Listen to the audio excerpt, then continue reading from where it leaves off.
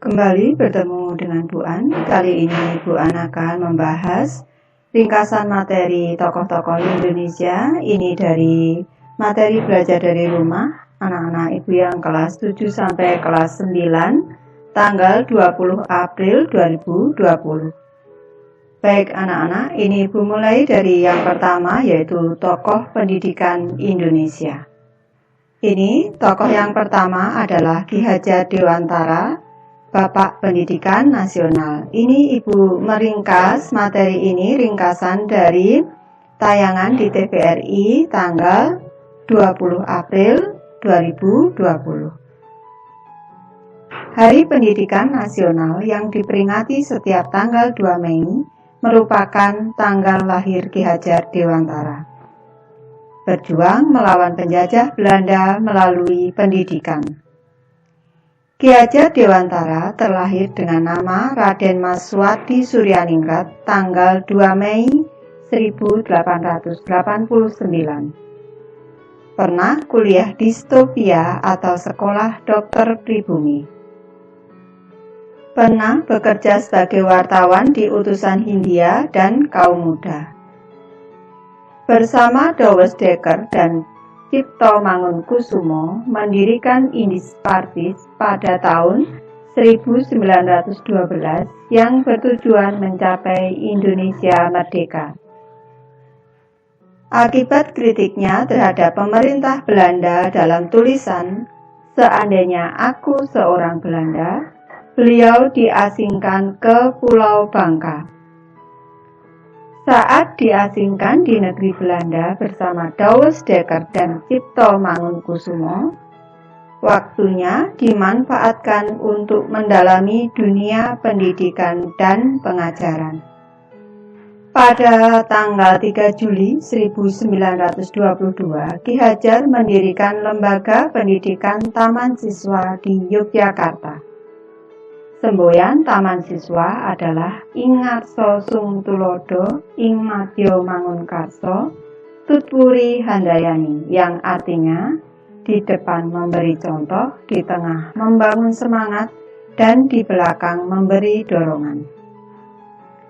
Setelah Indonesia merdeka, Presiden Soekarno mengangkat Ki Hajar Dewantara sebagai Menteri Pendidikan pertama. Tokoh yang kedua adalah Raja Ali Haji. Beliau mendapat sebutan Bapak Bahasa Indonesia. Ringkasan yang Ibu ambil dari tayangan di TVRI, dasar bahasa Indonesia adalah bahasa Melayu. Beliau pujangga Melayu dari Kepulauan Riau. Lahir sekitar tahun 1808 di Pulau Penyengat, Kepulauan Riau, keturunan bangsawan Kerajaan Riau Lingga. Tahun 1828, Raja Ali menunaikan ibadah haji dalam usia 19 tahun, sehingga gelar haji disematkan di belakang namanya.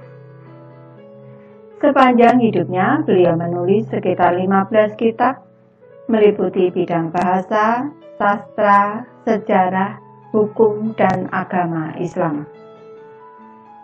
Karya sastra yang terkenal adalah Gurindam 12 yang berisi nasihat dan petuah kepada manusia agar dirahmati Tuhan. Menulis kitab Pengetahuan Bahasa tahun 1929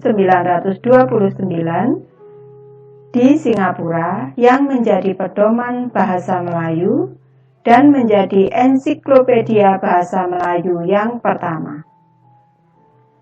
Pemerintah Indonesia menganugerahkan gelar pahlawan nasional dan Bapak Bahasa Indonesia kepada Raja Ali Haji pada 5 November 2004. Tokoh pendidikan yang ketiga adalah Kiai Haji Ahmad Dahlan. Beliau adalah pendiri Muhammadiyah. Kiai Haji Ahmad Dahlan adalah pahlawan nasional yang berperan dalam pembaharuan Islam dan pendidikan. Nama kecil Ahmad Dahlan adalah Muhammad Darwis. lahir 1 Agustus tahun 1868 di Kampung Kauman, Yogyakarta. Saat berusia 15 tahun, beliau menunaikan ibadah haji dan menetap di Mekah selama 5 tahun. Pada masa itu, Darwis mulai mempelajari pengajaran para ulama pembaharu Islam. Saat pulang ke tanah air tahun 1888, Darwis mengganti namanya menjadi Ahmad Dahlan. Tahun 1903 kembali ke Tanah Suci bersama putranya Muhammad Siraj dan semakin mendalami ide-ide pembaharuan. Ahmad Dahlan masuk Budi Utomo tahun 1909 agar agama Islam menjadi pelajaran resmi di sekolah-sekolah Budi Utomo. Pada tahun 1911 mendirikan sekolah Madrasah Ibtidaiyah Diniyah Islam. Tanggal 18 November 1912 mendirikan Muhammadiyah dan berkembang di seluruh Indonesia. Yang kedua adalah tokoh legenda bola Indonesia. Ini tokohnya adalah Ramang. Ramang lahir di Sulawesi Selatan. Ayahnya yang bernama Nyolo pandai bermain sepak raga, yaitu olahraga yang menggunakan bola dari rotan. Ramang tertarik bermain sepak raga dan juga bermain sepak bola sejak kecil. Langkah awal meniti karir di sepak bola yaitu bergabung di Bon Baru, perkumpulan sepak bola di daerah Baru. Pernah bergabung di Persatuan Sepak Bola Induk Sulawesi. Bergabung di PSM dan mengikuti seleksi Timnas Indonesia. Dengan bergabungnya Ramang, Timnas menjadi tim sepak bola yang tangguh. Membawa harum Indonesia di dunia internasional dengan pertandingan di banyak negara Asia, juara 3 di Asian Games, dan babak kualifikasi menuju Piala Dunia. Baik, Ibu bahas untuk soalnya anak-anak. Pendidikan di Indonesia semakin berkembang. Era milenial memengaruhi pendidikan di Indonesia. Seharusnya memengaruhi anak-anak, bukan mempengaruhi. Sebutkan 2 contoh perubahan pendidikan di era digital serta dampak perubahan tersebut. Bu bahas. Contoh perubahan pendidikan di era digital adalah yang pertama, banyak bimbel daring yang mudah diakses. Tentu anak-anak sudah tahu semua kalau sekarang ini banyak bimbel daring yang mudah kita akses. Selanjutnya, adanya kegiatan pembelajaran melalui daring. Apalagi selama liburan ini, anak-anak tentu mengikuti kegiatan pembelajaran melalui daring. Selanjutnya, banyak tersedia sumber pembelajaran melalui jaringan internet. Baik, dampak perubahan tersebut adalah guru dan murid bisa melakukan kegiatan belajar mengajar jarak jauh dan siswa dengan mudah bisa mendapat sumber pembelajaran. Soal kedua, buatlah 3 buah gurindam berisi nasihat tentang pendidikan. Sebelum membahas lebih lanjut contoh gurindam anak-anak, ini Ibu bahas terlebih dahulu ciri-ciri gurindam.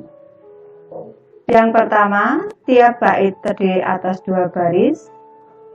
Yang kedua, tiap baris terdiri atas 10 sampai dengan 14 suku kata.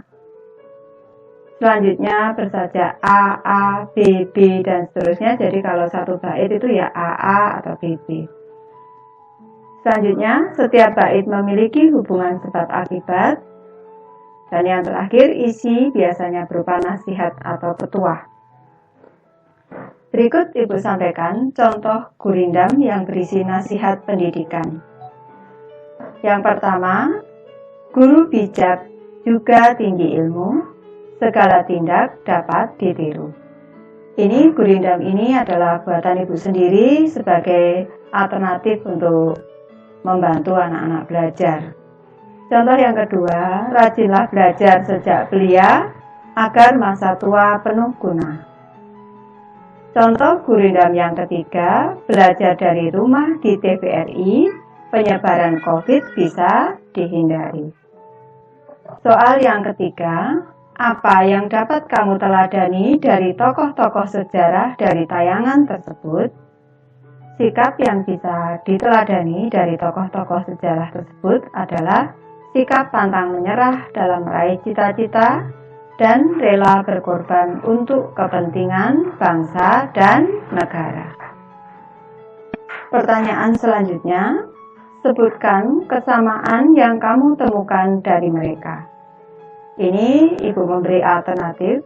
Kesamaan yang ditemukan adalah mereka semua adalah pahlawan bagi bangsa dan negara Indonesia di bidangnya masing-masing.